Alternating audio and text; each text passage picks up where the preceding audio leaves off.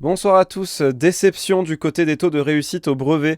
L'Académie de Dijon a dévoilé le taux de réussite aujourd'hui, 81%, soit 6% de moins que l'an dernier. Le bilan est encore pire dans les séries professionnelles, seulement 67% de réussite, soit une baisse de plus de 13 points. Pour le bac, le taux est de près de 92%, là aussi une baisse d'à peu près 1 point.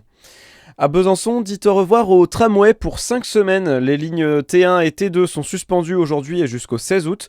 Des lignes de bus sont mises en place pour compenser. Le réseau Ginko assure que leur fréquence sera proche de celle des tramways.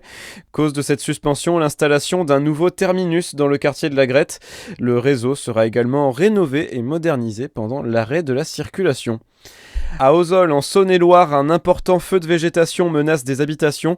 Une vingtaine de camions de pompiers sont sur place. Du côté de la route des Drouillards, des agriculteurs se seraient mobilisés pour prêter main forte aux pompiers. Sur le front de la canicule, encore plusieurs jours de forte chaleur selon Météo France. La Saône-et-Loire, le Jura, le Doubs et la Côte d'Or restent en vigilance orange demain. Ailleurs en France, l'alerte orange gagnera du terrain demain sur le sud-est jusqu'à la Corse. Ce soir, 11 départements du centre-ouest vont quitter la vigilance rouge et repasser en orange.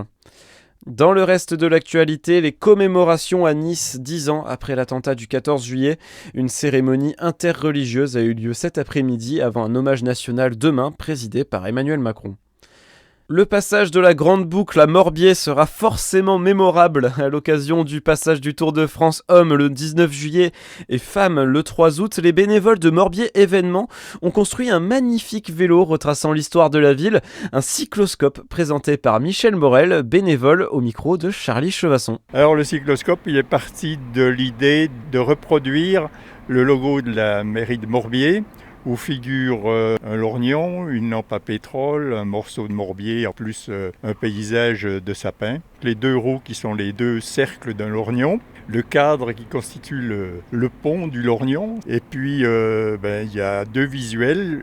Un visuel représente le thème de l'horlogerie, qui a été une grosse activité industrielle de Morbier, et puis dans l'autre visuel, on reprend le thème de la lunetterie, qui est toujours présente à Morbier, et on raccroche sur la lampe à pétrole la lanterne rouge du Tour de France. Un cycloscope de 2,90 m de hauteur avec des roues d'1,40 m de diamètre. Et les bénévoles espèrent bien maintenant le voir passer à la télé lors du passage des deux tours.